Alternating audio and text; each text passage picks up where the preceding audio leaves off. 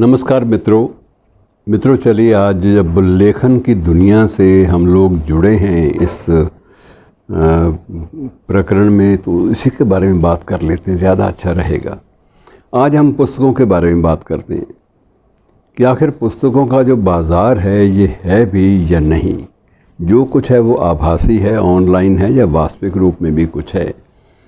अब ये प्रश्न बड़ा टेढ़ा है, क्योंकि उससे पहले किसी पुस्तक को डिफ़ाइन करना कि पुस्तक क्या होती है, किसको पुस्तक की श्रेणी में रखा जाए, किसको ना रखा जाए, बहुत सारी चीज़ें हैं जो बहस का मुद्दा बन जाती हैं।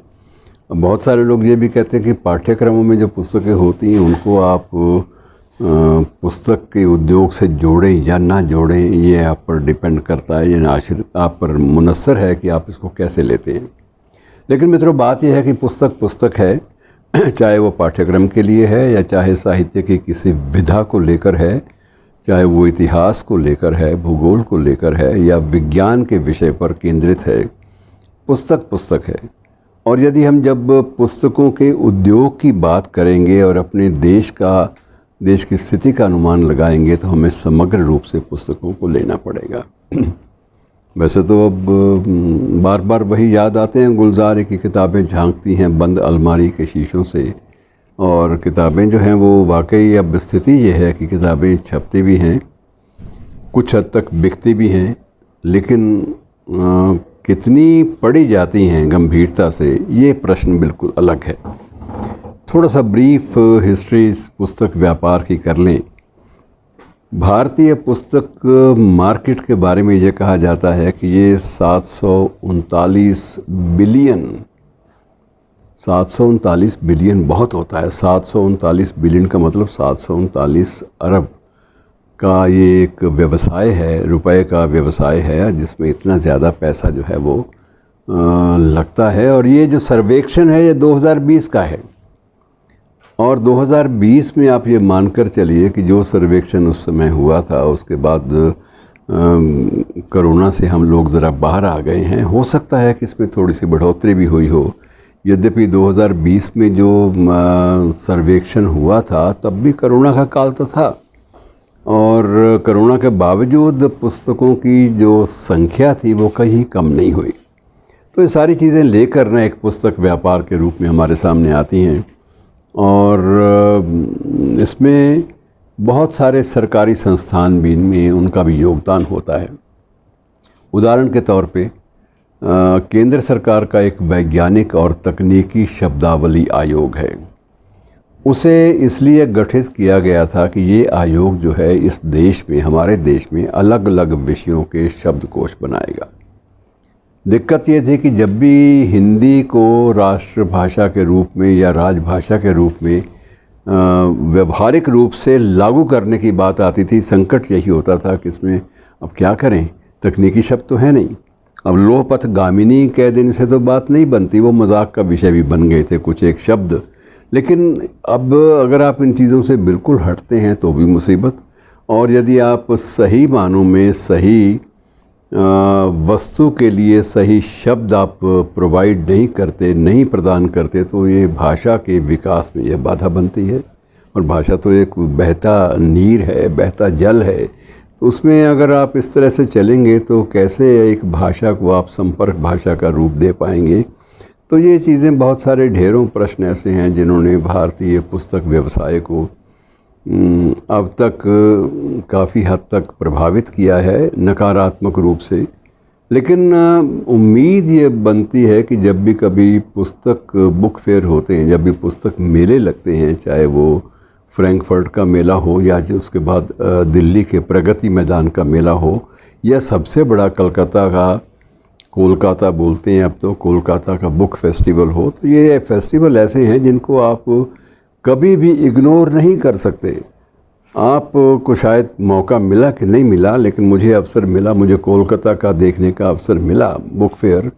देखा कि बंगाली जितने भी हैं वो सभ्य लोग के आदमी वहाँ अपनी भद्र लोग, मैं सभ्य लोग कह रहा हूँ, भद्र लोग, भद्र संस्कृति बंगाली संस्कृति का दूसरा नाम है। वहाँ देखा है कि अपनी वो जो धोती बांधे हुए हैं, उसी धोती के पल्लू में किताबें छांट के डाले जा रहे हैं और जेब से पैसे निकाल के दिए जा रहे हैं। और जब वहाँ से प्रदर्शनी स्थल से बाहर निकलते हैं तो उनकी वो धोती जो है वो फटने को हो जाती है, इतना ज़्यादा बोझ उसमें डाल लेते हैं। फिर एक तरफ बैठते हैं, उनको सुव्यवस्थित करते हैं, फिर बांधते हैं और बांधकर कोशिश करते हैं कि 1 या 2 थैलों में आ जाएं ताकि थैले हाथों में उठाए जा सकें। लेकिन किताबों से प्यार है, और प्यार का मतलब ये नहीं है कि जो छपा कचरा वो भी ले जाएं। उनको ये भी होता है कि अपनी संस्कृति वाली पुस्तकें ज़रूर ख़रीदनी है, चाहे मलयाली भाषा की हैं या बांग्ला भाषा में आई हैं। और शरद की एक आध कृति जो नए ढंग से प्रस्तुत की गई हो वो ज़रूर ख़रीदनी है। गुरुदेव की एक आध, टैगोर की एक आध कृति जो कलात्मक ढंग से नए रूप में सामने आई है वो भी ख़रीदनी है। तो अलग अलग उनकी प्राथमिकताएं हैं जिनके मुताबिक वो पुस्तकें ख़रीदते हैं और उसके बाद वो इस मामले को आगे बढ़ाते हैं। अब दिक्कत सबसे बड़ी ये हो जाती है कि अब जो संकट है, कुछ एक समस्याएं हैं, चुनौतियां हैं जो वाकई अब पुस्तक उद्योग के सामने आ रही हैं। एक संकट ये है कि सरकारी ख़रीद नाम की एक चीज़ होती है कि जो भी पुस्तक छपती है उसकी सरकारी ख़रीद भी होती है। सरकारी ख़रीद में सबसे बड़ा संकट ये होता है कि वहाँ तयशुदा नियम होते हैं ख़रीद करने वाले, चाहे वो सरकारी क्षेत्र में है और चाहे वो किसी बड़े संस्थान की ओर से ख़रीद की जा रही है।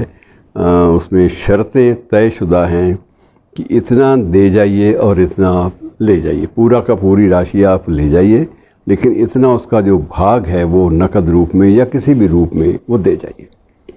तो ये सबसे बड़ा जो उद्योग पर जो आघात पहुंचता है वो इस बात से पहुंचता है कि प्रकाशक पहले ही मरा हुआ होता है और ऊपर से ये दबाव जब पड़ता है तो उसका और भी बुरा हाल हो जाता है। फिर राजनीतिक हस्तक्षेप भी होते हैं कई पुस्तकों के मामले में कि ये पुस्तक चलेगी, इस पर प्रतिबंध लगेगा, ये पुस्तक सरकाई जाएगी, इसको ख़रीद में शामिल नहीं किया जाएगा। मैं उदाहरण के लिए आपको छोटा सा उदाहरण देता हूँ कि हमारी अकादमी ने एक पुस्तक छापी, शब्दकोश था। किस बात का था मैं आपको वो बताने से ज़रा परहेज़ करूँगा, लेकिन एक मुख्यमंत्री को किसी ने भड़का दिया था इसमें, तो जो जाति सूचक एक शब्द है वो गलत दिया गया है। मुख्यमंत्री भड़क गए, उन्होंने इस बात का कोई विवरण नहीं देखा, ना पुस्तक देखी और ना ही किसी विद्वान से उस शब्द के बारे में पूछा या विचार विमर्श किया। उन्होंने एक ही बात कर दी कि ये सारी की सारी पुस्तकें जितनी भी छपी हैं उनको उठाकर घग्गर नदी में फेंकवा दी जाएं और फेंकवाने के बाद मुझे रिपोर्ट दी जाए। अब ये जो कर्मी हैं, बेचारे कर्मचारी हैं, उनके लिए संकट होता है कि वो ऐसे कर दें तो कल को उनको ऑडिट भी करवाना है। ऑडिट में कैसे शो करेंगे कि हमने पुस्तकें घग्गर में फेंक दी? कौन स्वीकार करेगा? तो ऐसे कई सनक भी बीच में, राजनीतिक सनक जो है वो भी कई बार इस उद्योग को ख़राब करती है और इस पर बुरा असर पड़ता है। फिर सरकारी जो राशि की अदायगियाँ हैं वो बजट के साथ जुड़ी होती हैं कि जब बजट आएगा तब देंगे। तो बहुत सारे संकट हैं जिन्हें पुस्तक उद्योग को जिनका सामना करना पड़ता है। और उसके बाद कॉस्ट जो है प्रोडक्शन की, उत्पादन लागत इतनी ज़्यादा बढ़ गई है कि अगर आप अच्छा उत्पादन देना चाहें तो वो संभव नहीं है। कई बार तो ये होता है कि उत्पादन पे ही महसूस करता है। मुझे एक याद है कि हमारे एक कलाकार मित्र हैं, उन्होंने एक पुस्तक अपनी प्रकाशक से छापी। प्रकाशक ने, उन्होंने स्वयं नहीं छापी, स्वयं तो शायद उस कलाकार की सामर्थ्य नहीं होगी, लेकिन एक प्रति पे उनका 1500 रुपये के आसपास लागत आई और ख़रीद में उनको कोई बल्क में ऑर्डर मिला हो उस पुस्तक से जुड़े हुए संस्थानों द्वारा, वो बिल्कुल नदारद। तो अब क्या किया जाए? आपने एक विषय को प्रासंगिक बनाकर उसके बारे में, भित्ति चित्रों के बारे में बड़ी खूबसूरत आपने पुस्तक दे दी कॉफ़ी टेबल बुक के नाम से, लेकिन कॉफ़ी टेबल बुक का जहाँ पहुँचना ज़रूरी है वहाँ निजी रूप में तो ख़रीदार नहीं मिलेगा। वहाँ तो हमेशा पुस्तकालयों के ज़रिए या कुछ एक संस्थानों के ज़रिए पहुँचेंगी और ये दोनों जो पक्ष हैं ये नदारद हो जाते हैं। तो पुस्तक व्यापार पे बहुत बड़ा संकट है, चुनौतियाँ हैं जिनका सामना करना ज़रूरी है। और आप भी देखिए, बड़ा दिलचस्प विषय है, कभी मौका मिले तो इस पर और ज़रा गहराई तक जाइए। निजी रूप में हमारे देश में हर लेखक जो है बेचारा 10,000 जेब में डालता है और एक किताब अपनी जो लिखता है सारा साल लग के उस किताब को छपवा लेता है, छपवा के अपने मित्रों को दिखा देता है, एक लोकार्पण होता है और छुट्टी। लेकिन मूल्यांकन नहीं हो पाता सही ढंग से और ना ही उसको उसका जो मूल लगा है ना ही कभी वापस लौट पाता है। धन्यवाद।